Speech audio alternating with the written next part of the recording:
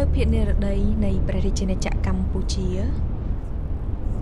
មានសក្តានុពលយ៉ាងធំធេងទាំងផ្នែកទេសចរណ៍កសិកម្មសេដ្ឋកិច្ចវិនិយោគនិងការអភិវឌ្ឍ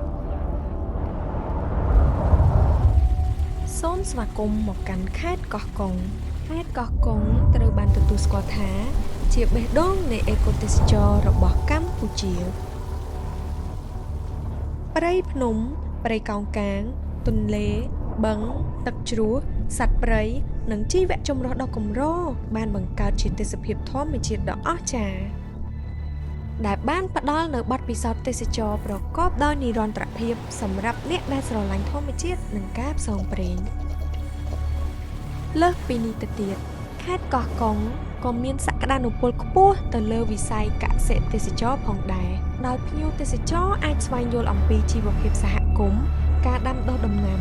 កសិផលក្នុងស្រុកនិងការរស់នៅប្រកបដោយភាពសាមញ្ញក៏ប៉ុន្តែសម្បូរបែបនៃវប្បធម៌និងបរិស្ថានធម្មជាតិ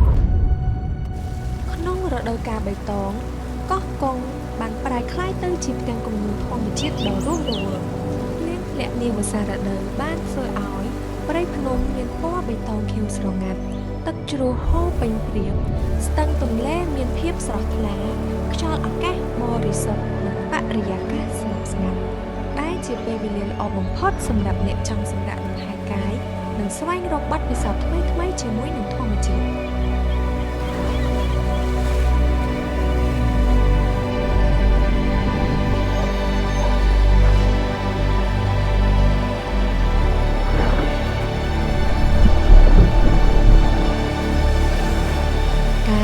វត្តតភ្ជាប់ហេដ្ឋារចនាសម្ព័ន្ធដឹកជញ្ជូនដ៏ងាយស្រួលធនធានធម្មជាតិដ៏សម្បូរបែបនិងទឹកចិត្តសាមគ្គីភាពពីប្រជាពលរដ្ឋ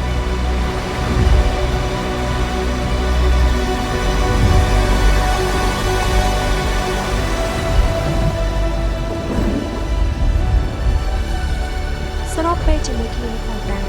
ការរៀបចំទីក្រុងប្រកបដោយសោភ័ណភាពសេវាសាធារណៈទំនើបតំបន់ពាណិជ្ជកម្មនិងបរិយាកាសរស់នៅប្រកបដោយគុណភាព